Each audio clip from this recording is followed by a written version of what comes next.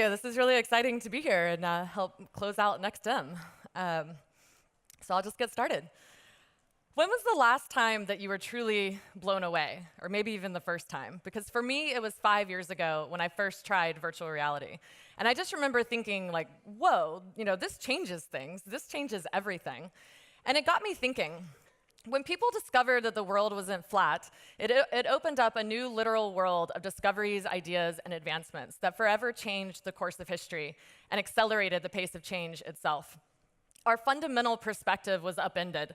We went from being the center of everything to realizing we were swinging around a star, hurtling through a vast and limitless universe full of stars.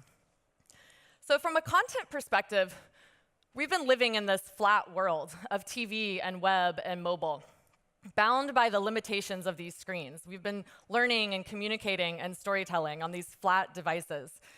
So again, with virtual reality, the notion of what I call anti-flat entertainment is what gets me so excited. Because for the first time with VR, we can actually immerse viewers into the story. We can change the way that we work, the way that we live, and the way that we consume. We're no longer confined to these 2D rectangular boxes.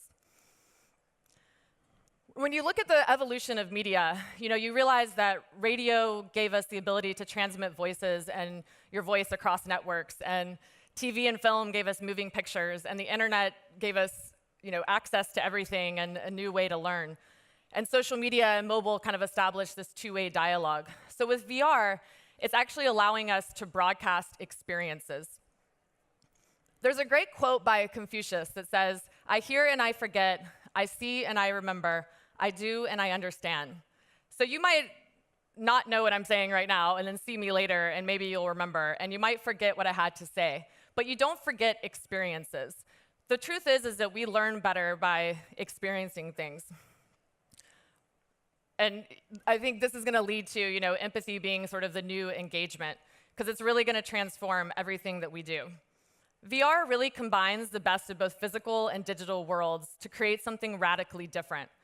Content that can be consumed not as a witness to an experience, but as a participant within the experience. We really are shifting from this information age to the experience economy.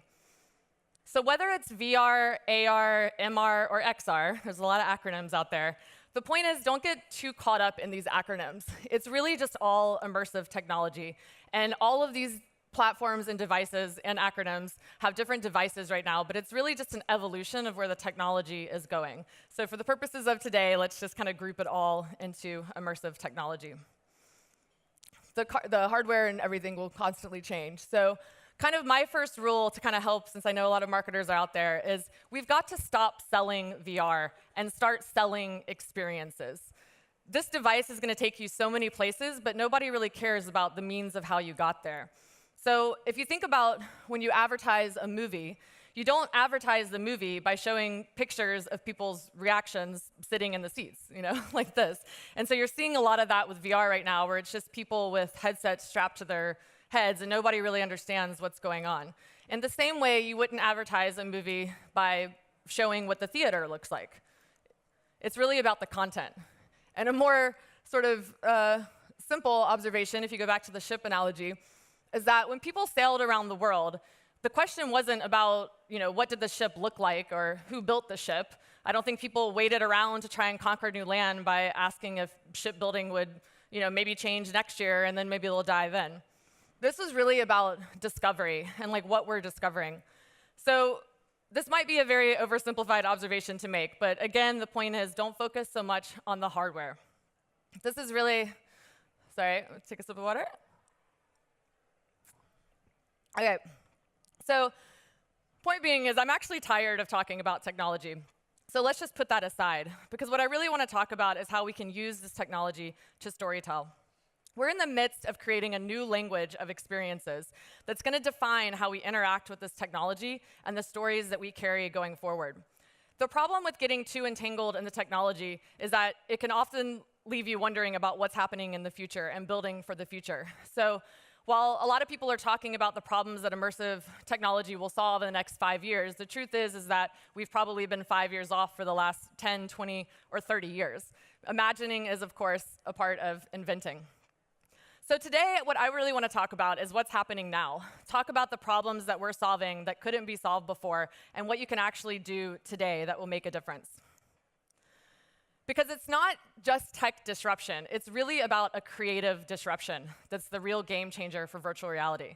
Because we're disrupting the way that we tell stories, the way that we approach content creation, the roles and expertise needed to make this content. We're disrupting how the audience participates in the story, how it interacts with technology, how your employees will be trained in the future within your organization. We're disrupting everything from workflow and processes to production pipelines to output. We are immersivepreneurs. And with any new medium, it requires new tools and new ways of thinking. So no matter what platform you're talking about that's immersive, our formula is always the same. X equals Y. And when you're solving for X, you're creating experiences with a purpose. Why is it VR versus AR or vice versa? You know, why would this not be on another device? Our philosophy as a company is that if you can have the same experience from another device, then it's probably not great for VR. There's a way to change the creative to craft something that really is great for VR, but you really need an authentic purpose for wearing the headset. Like, you've got to give people a reason for wearing the headset. So it's got to be something that you can't achieve any other way. Building transformative, authentic, and immersive experiences is what we do every day at Specular Theory. And it's won us a bunch of awards, which is nice, I'm not gonna lie, but that's not why we're in it. The reason we do what we do every day is to solve problems that couldn't be solved before and create new experiences. It's what gets us up early and keeps us up late. My partner, Morris May, worked in Hollywood visual effects for 25 years. He was the CG supervisor on 2 Academy Award-winning films and worked on a dozen other tentpole films in Hollywood. At a time when VFX was being increasingly outsourced overseas, it became Morris's job to build better pipelines and technology that could produce more powerful effects and also reduce labor costs, therefore saving studios money. We created Specular Theory to solve some of these same problems in VR. So we custom built a pipeline from the ground up to create a fundamentally new kind of studio. We're creating new tools and categories of content to deliver these transformative experiences. Now, I, in addition to my passion, brought over 12 years working with brands and agencies, so I really kind of added this marketing lens and brand-centric attitude to Specular Theory, which has been the perfect complement to my business partner's technical kung fu. Our name, Specular Theory, comes from this story. Morris rewrote the algorithm for the way that specular light gets rendered in VFX, specifically making 3D rendered cars indistinguishable from real cars, even to the people who make cars. And if anyone's ever worked on a car commercial, you know people are really picky about the way their cars look. So this was no mean feat. Our philosophy was to integrate this into our entire workflow, to challenge the perception of what's possible and question the assumptions of how it's being done. Original thinking is part of our DNA. If it doesn't exist, we build it. But it's not just the technology and production studio that you need. You really need that third element, which is the creative agency. And so you have to have an equal combination of all 3 things, because right now you're seeing a lot of creatives with a techie problem and techies with a creative problem. So you've got production studios who are offering VR as a service, maybe as an add-on, but they really have a filmmaking background or they don't understand the tech well enough. You've got tech companies that are doing a lot of amazing things, but let's face it, they have no idea how to storytell, and they've never worked with brands or agencies before. And then you've got a lot of creative agencies, which I'm sure many of you in this room who are dying to get into VR and extremely excited about it, but you don't know where to go, or you don't have the technology or the production capabilities. So having kind of an equal part of all 3 things is where innovation lives, is right at that intersection. But again, the tech has to be in the service of storytelling. It's got to break the barriers of a traditional mindset and the presumptions that went into creating for flat, rectangular boxes. It's got to be of the new medium and in the narrative that you're telling. So it's got to be uniquely immersive. So I'll give you some examples. In 2014, which is 4 years ago, we created one of the first VR films that was at Sundance Film Festival. And we really did it to solve a creative problem, not a technical problem.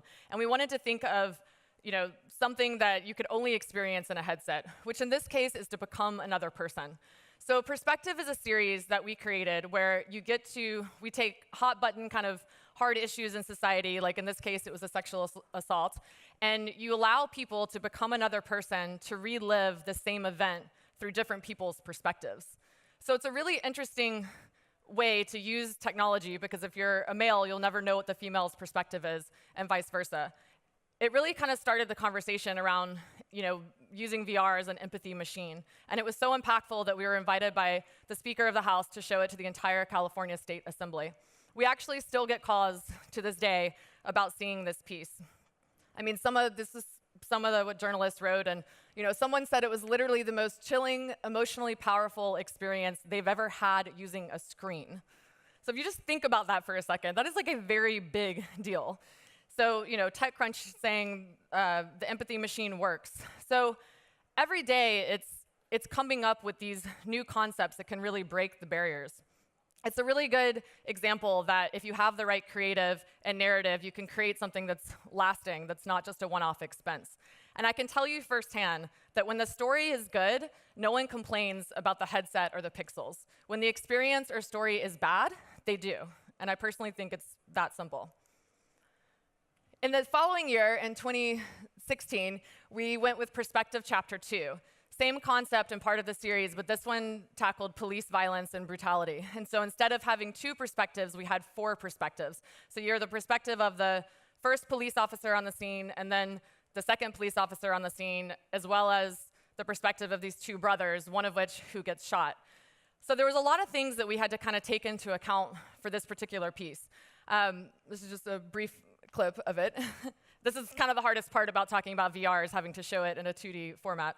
But one example is the use of sound. So we actually partnered with Dolby Atmos on this project, because sound is so important, and especially when you're talking about like ambisonic and having things look natural. So when you are wearing the headset and you are in this experience, it's very subtle, like most people don't really notice it, but you will start to notice that when you're the police officer's point of view, you actually hear sort of more sirens and noises and city noise in the background, because in real life, that's what police are trained to do.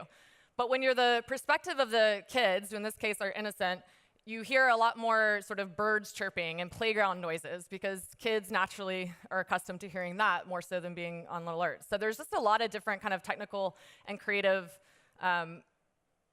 points that went into creating this. Might be stuck here. So the following year, we actually worked with the same director, Rose Troche, we did Perspectives Chapter 1 and 2 with. And again, this is kind of difficult because it's really a 360 VR video that I'm showing in 2D. But this was just kind of designed to be a fun experiment. It's a band that has this really catchy song, and we essentially had to build the camera, and we put it on a robot, and then we drove the robot through every room. And in every room, you constantly have something going on around you. So you kind of get this, you feel like it's a behind the scenes, and then you also feel like you're inside a music video. It was super fun. It won Best Music Video, I think, of 2015. And it was one of the first videos to actually do something like this in one take, because that's the thing with VR, is there's no director's chair when you're shooting VR. So it's really, we had to, everyone had to hide, and then we just drove this robot around to film it. The next project that we did, is it getting stuck? Was for the movie Terminator Genisys when it first came out. And it was for the launch of YouTube 360. So they approached us to create something that would be great for the movie tie-in, but we didn't really want to make it gimmicky. So we had to kind of think through, like, what are the elements of the movie that would be unique and uniquely immersive for VR, which in this case, obviously, is Terminator Vision. We partnered with YouTube stars, one of the top stars, Lily Singh, and a bunch of others, to actually create this piece. So you're not really trying to recreate a scene from the movie. Rather, we had Arnold Schwarzenegger in the piece, and then we worked with the YouTube stars to create their own series, which was the YouTube Chronicles and 360. It earned over 1 million views in, I think, less than 4 weeks from launching. It won Best YouTube 360 Video. I mean, again, this was probably a couple of years ago. We had to build a custom camera rig. And then I've got, like, just thought this would be fun as kind of a behind-the-scenes how we made it video.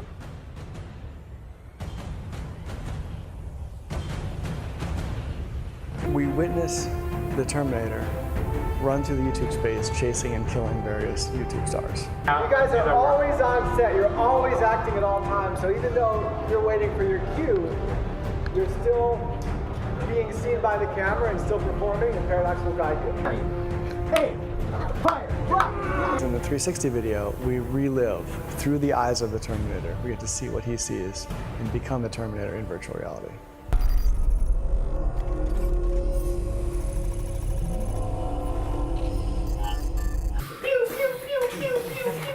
Right? Last shot, now to 1,000. What happened?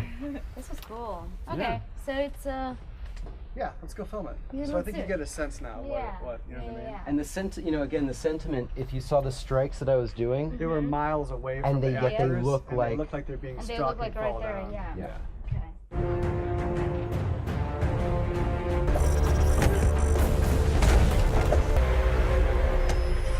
Bless your face.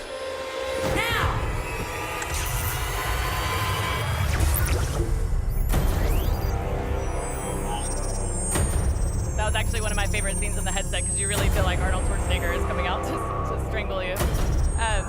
So yeah, as you can see, there was just a ton of choreography and things we had to build and things to think through when you're producing in 360. And that was actually a really big deal because a couple of years ago, I don't know if you noticed, this was on the DK2, but to have playback on set was like way ahead of its time at the time. Now we fortunately have that. So that was a really great example of kind of doing movie tie-ins and promotions. Another one that we did was for surfing. We worked with the agency Exeter to create a live-action surf experience, which, as you can see, you actually get barreled, and this is way cooler in the headset also.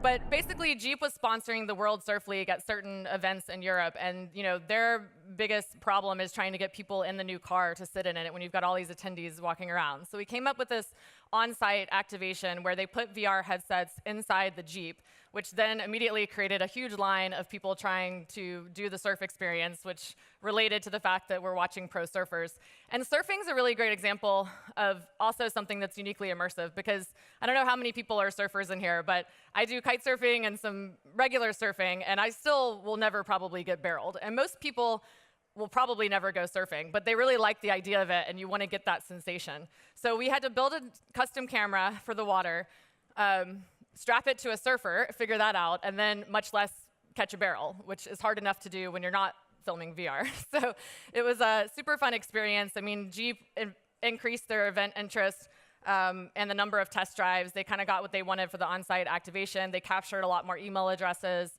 This actually won Best Sports Experience at CES a couple of years ago. And just had some really great KPIs for sort of an on-site activation.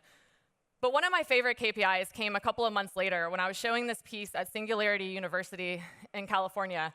And I was just giving demos, and I always pick surfing because it's fun to watch, it's easy to navigate to, it's short. And this guy, Danny Kurtzman, rolled up in a wheelchair. And he tried the surf experience, and I just thought, oh, cool, like he'll go surfing. And right when he finished, he took the headset off, and he looked at my partner and I, and told us that he had never known what it's like to stand up. So it turns out that Danny Kurtzman has been in a wheelchair his entire life with muscle dystrophy. So if you can imagine, not only is he experiencing what it's like to surf, but to literally stand up. He's never had that perspective.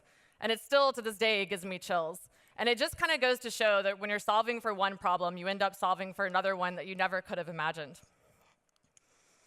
After kind of dropping viewers into the surf experience, we ended up working with YouTube on another big project for YouTube star Matt Pat, who has a 2D show called Game Lab. And Game Lab is a little bit like Mythbusters, where you're trying to figure out how the reenactment of video games would actually map out in real life. So Matt Pat came to us with this project that included 8 360 episodes that were all about 7 minutes in length. Which were not easy, by the way, because there was ostrich racing was involved, soccers and cars. We had to do rent this castle in Napa for this medieval shoot. We had to do parkour. So all of these things are challenging in and of itself. But we also had less than 4 months to write, create, produce, and deliver this project, which we did successfully, and it ended up winning the award for the first Streamy Award ever for VR. And we ended up creating about probably 45 minutes of data in less than 4 months, which is about 45 terabytes of data. So it's a huge testament to sort of the pipeline of production that we've built. And I have sort of a short episode we created behind the scenes of this one also. The popular video game Mirror's Edge. MatPat wanted it to look like the actual video games, so you can imagine how complicated this was, knowing that we were shooting live action. So all of our cameras are custom built from the ground up for each individual episode and what we need them to do. In this case, it really paid off. The cameras generate disparity maps, which give you a black and white image that shows you depth. We can combine that with some advanced visual effects, image processing, to create depth of field and selective color optimization. This allows us to composite the entire effect back together again to create footage that looks amazing like the actual video game footage, even though this was shot live action. For Honor was one of the more visually impactful episodes. The difficult challenge with this episode was creating a convincing medieval battle scene within a fluid 360 story. The battle had to be meticulously choreographed in order to sell the realism all around the viewer. The biggest undertaking for this episode was the sheer amount of pre-visualization of what the final piece should look like. In order to create the moody and dark atmosphere of this scene, we did a complete sky replacement, added fire, and also replaced the camera with a fully rendered 3D model helmet that accurately reflects the environment around us. We also did some cool things with sound spatialization. You can hear each sound all around you and interact as you're encompassing the entire battle scene. Ultimately, we think this is one of the more visually impactful episodes. So this was a massive project that was a lot of fun and really successful. I think we garnered over 8 million earned views in less than 2 months from launch. We also, I should probably mention, is that when MatPat came to us with this show, there was obviously a lot more episodes that could have been included, and that's sort of part of our job, is to help really take your ideas or work with these concepts and just craft them for something that would really work in VR. So there's a lot of thought that goes into, which action sport we're talking about, or the parkour versus ostrich racing and things like that. The pipeline production was also extremely critical. I don't know that another VR company could have done this, to be honest, in that time frame on this budget. So it's sort of a testament to our technology that we have a team of 5 people kind of competing against teams of 50. So last year, we started thinking about virtual reality and commerce. And we kind of got into this in an interesting way. I don't know, any parents out here? Okay, enough. I am not a parent myself, but I have a lot of friends that are starting to have their first child, and every time they're telling stories, I was with my business partner, and they just kept talking about baby-proofing, and I just thought, my God, like this sounds so extensive, like the amount of things you have to buy and the amount of hazards that I would never even think of that are in a house. And so Morris and I started brainstorming, and we came up with this concept called FAB, which stands for Families and Babies. And at the same time, we noticed Walmart was doing a competition for sourcing the best v-commerce ideas out there called Innovate. So we ended up submitting this concept to Walmart and being one of the winners for this project. It's a very contextual use of VR and AR because, while you might follow parenting blogs or other websites, and you might go to the store and try and pick out, baby gates or outlet plugs and things like that, especially with furniture, everybody's house is extremely different and requires different specs. So the fact that you can use AR to take real measurements and see things in real time, the idea is that you then upload the picture of your house into VR, and then when you put the goggles on, it will immediately alert you to all of the hazards in the house, like with little icons. We also made a game out of it, which was kind of fun. So this is kind of an idea. You would select your child's height and age, and go ahead and move around. now you can see these icons. Every icon is interactive, so you can click on it, learn why it needs baby proofing, and then it'll recommend products that you need that fit those measurements that you can then add to your cart. And this is, proof of concept only, but has been built. And the next version would include, something like AI, so it will actually grow with your child, since it already knows how tall they are and what age they are, and they need different baby-proofing things, from being a newborn to 2 years old to 6-year-old.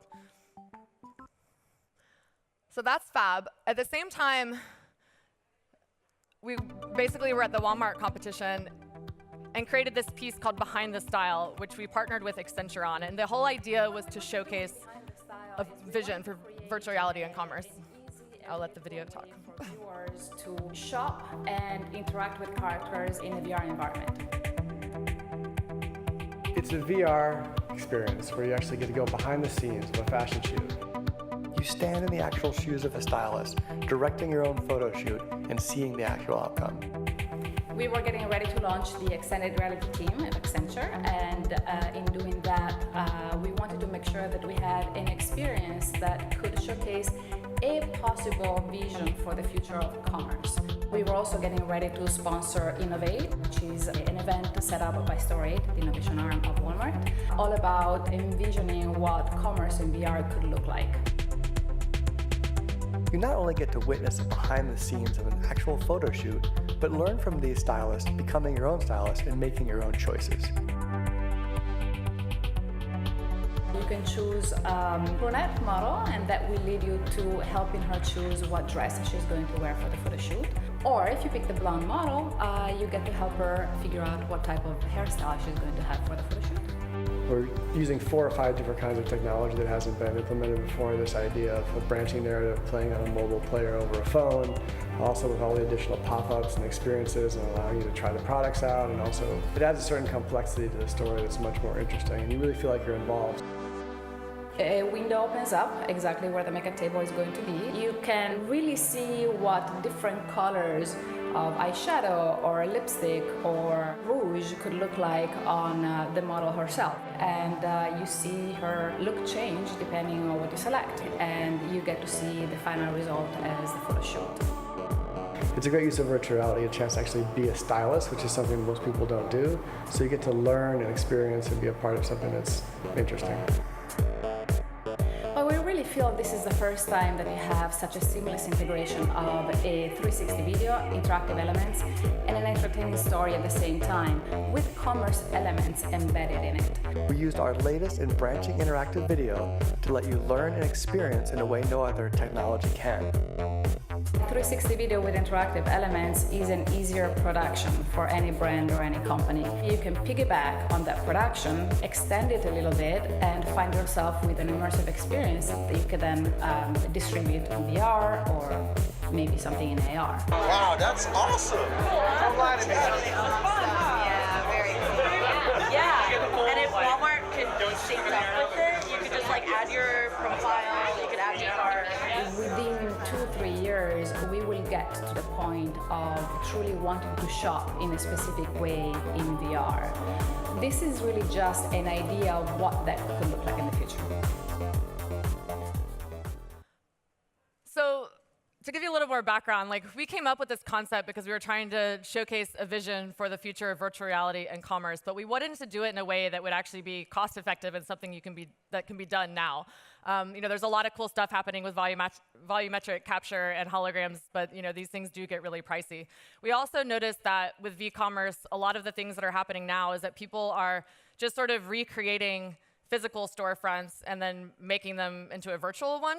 And our passion and kind of what we're really great at is that combination of the technical and also the narrative and storytelling. So by doing it this way, we ended up creating a gaze-driven experience that was on mobile VR, where we built the entire backend and shopping configurator and platform so that also includes branching choices and branching narratives. So you feel like you're behind the scenes of this fashion shoot, and it's just a very subtle, seamless way to shop. So you have the choice to interact with any of these icons. You can pick out the products, you can add them to your cart, you can purchase them, and then you can also make choices that the stylist asks you about which decision you want, like which dress you want the model to wear and things like that. So that's kind of where the branching narrative gets really exciting, because it gives you the opportunity to allow consumers to make their own choices in the experience and then actually see those choices affect the outcome of the shoot while you're in the experience. Pausing out.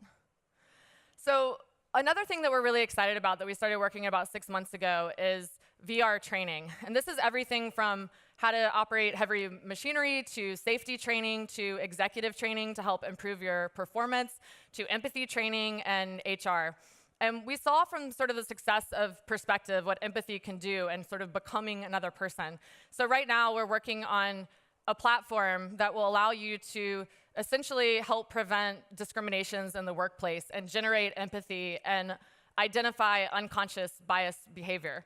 So it's a really interesting concept that can be extremely effective for companies since everybody has to sort of deal with these same issues. Location-based entertainment is also something we're really excited about. Probably turn the volume down on this one. So we have a new game that I wish I could share today. It's releasing soon.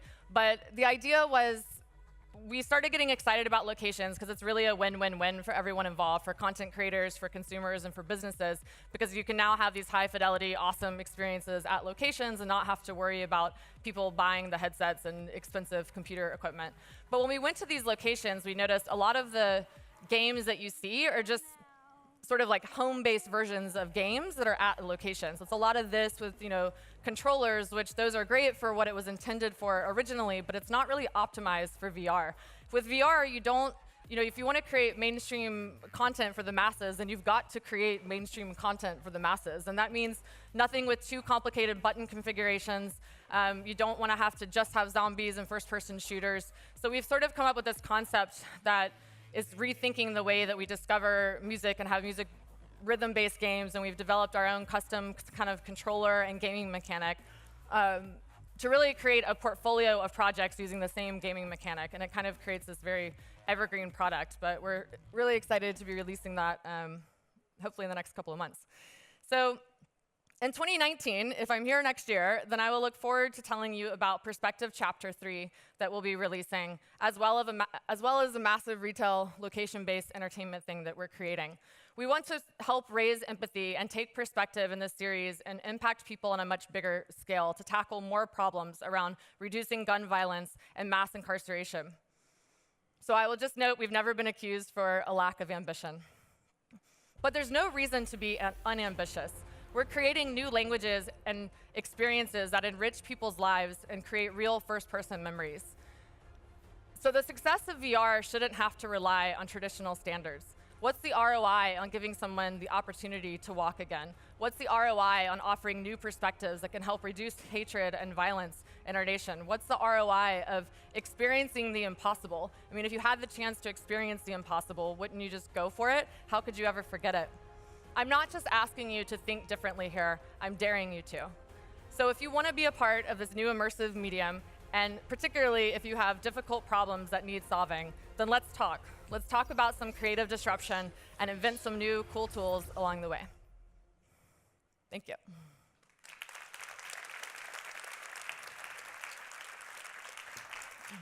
Thank you so much. An excellent last keynote of the day, and I think it's really good after so many debates and discussions about the future of tech, just to end on something that really shows that tech can be really fun.